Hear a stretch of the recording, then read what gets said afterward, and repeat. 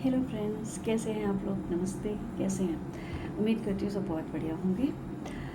तो बाप रे, बहुत गर्मी है दोस्तों, बहुत ज़्यादा गर्मी है। यहाँ पे टेम्परेचर नवी मुंबई में 36, 37, 38 कुछ इस तरीके से है। वैसे तो आप जहाँ से भी देख रहे होंगे, हो सकता है उस जगह का टेम्परेचर यहाँ से कहीं ज़्यादा हो या हो सकता है यहाँ से कहीं कम हो। फिलहाल बहुत गर्मी है यहाँ पे तो। और यहाँ पे तो जैसे आपको पता है ना, बड़ी चिपचिप सी वाली सी गर्मी हो जाती है, तो बर्दाश्त तो नहीं होती कभी कभी। एनीवे, तो मैंने सोचा जब इतनी गर्मी हो रही है तो कुछ ऐसी बात की जाए जिसमें कुछ ठंडक का एहसास हो। गर्मी में ठंडक का एहसास तो किससे हो सकता है? बारिश से हो सकता है, पानी से हो सकता है, बर्फ़ से हो सकता है, ये कूल कूल बातों से हो सकता है। तो पानी, ठंडक, बर्फ़ ये तो मैं नहीं सर्व कर सकती, बट सोचा था एक छोटी सी कहानी शेयर करती हूँ। कहानी मेरी नहीं है, मैं ना, मुझे एक आदत है, पेपर से मैं छोटी छोटी कटिंग्स इस तरीके की इकट्ठी करती रहती हूँ जब। और ये बहुत पुरानी है, बहुत ही पुरानी है। देखिए पेपर का कलर ना पीला सा हो गया है, so it is very old. Delhi में जब मैं थी तब मैं ये करती थी, बहुत ज़्यादा करती थी। ये आई थिंक 2006 लग रहा है मुझे, 2005 एंड 6 की कटिंग है शायद ये। एनीवे, जबकि भी है, बट कहानी बड़ी सही है। और वो क्या मैसेज देती है ये तो आप डिसाइड करिएगा, क्योंकि सबके लिए चीज़ों में अलग अलग मैसेजेस हो सकते हैं। हम क्या देखते हैं ये हम पे डिपेंड करता है, ठीक है। हर कोई कुछ ना कुछ मैसेज देता ज़रूर है। हर कहानी, हर घटना हमें कुछ ना कुछ सिखाती ज़रूर है। It depends on us how well we take it, how we take it. So ये कहानी है, इसका टाइटल है धारा के अनुकूल। तो धारा का मतलब होता है फ्लो, अनुकूल मतलब उसके इन सपोर्ट ऑफ दैट, या जैसे वो चल रही है, तो धारा के अनुकूल।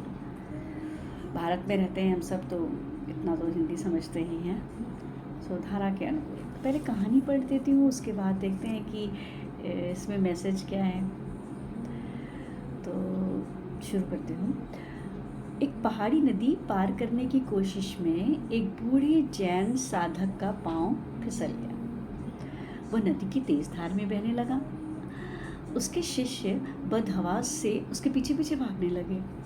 कुछ दूर जाकर नदी झरने में तब्दील होकर के गहरी घाटी में गिरने लगी। आपको पता ही होगा ना, पहाड़ी नदियाँ जो पहाड़ों से गिरती हैं तो वहाँ पे बहुत सारी घाटियाँ होती हैं, तो कुछ इस तरह। और झरने भी तो बहुत दिखते हैं वहाँ पे। तो झरने में तब्दील हो गई और वो एक घाटी में गिरने लगी। अब शिष्यों को तो लगा कि गुरु जी का शव ही बरामद होगा घाटी से। लेकिन जब वो नीचे पहुँचे, घाटी में नीचे पहुँचे, तो धीमी पड़ी जल की धार में से निकलकर गुरुजी मुस्कुराते हुए चले आ रहे थे।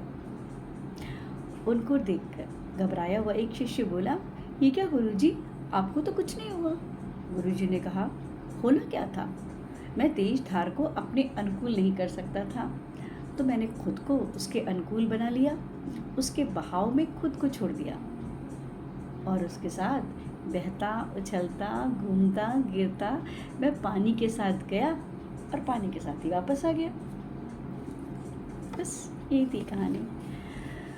तो आपको क्या समझ में आया इस कहानी से, बताइएगा अपने कमेंट्स में। मुझे क्या समझ में आया, बहुत ही एक अच्छी बात जो मैं इस कहानी से समझ सकती हूँ, और मुझे लगता है शायद वही है, होगी ही। धारा के अनुकूल इसका शीर्षक था। पानी के साथ गुरुजी बह रहे थे। जहाँ जहाँ पानी गया, जैसे जैसे पानी गया, गुरुजी वैसे वैसे गए, और आखिर में आकर के समतल ज़मीन पर आकर के वो अपने शिष्यों से मिल गए। तो ये जो पानी है, ये हमारा जीवन है, जो मैं समझ सकती हूँ इस कहानी से।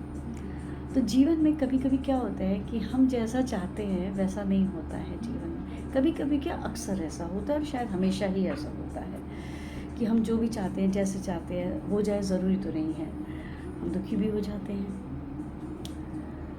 तो करना क्या है, instead of getting worried, instead of getting क्या करें क्या करना करें, हमें क्या करना चाहिए, हमें अपने आप को सरेंडर कर देना चाहिए। कैसे? भगवान को सरेंडर कर देना चाहिए, वैसे ही जीवन को ही अपने आप को सरेंडर कर देना चाहिए, क्योंकि हम अपनी तरफ से कोशिश कर रहे हैं निकलने की, आ नहीं पा रहे हैं बाहर उन समस्याओं से, उन चीज़ों से। तो just go with the flow, जैसे जैसे ज़िंदगी चल रही है उसको वैसे चलने दीजिए, आप उसके साथ चलिए, रास्ते का आनंद लीजिए, कभी हंसिए, कभी दुख मनाइए, सब part and parcels of life है। और अंत में जब समतल रास्ता आएगा तो आप तैयार रहेंगे, रेडी रहेंगे कुछ नया करने के लिए। तो हर दिन तो एक से नहीं रहते ना जीवन में, कभी खुशी रहती है, कभी गम रहता है। तो जब डार्क फेज चल रहा है तो I think we should remember this story, कि हम अगर हालात को बदल नहीं सकते, सिचुएशंस को बदल नहीं सकते, तो अपने को उन सिचुएशंस के साथ साथ चलने के लिए तैयार कर लेना चाहिए and go with the flow.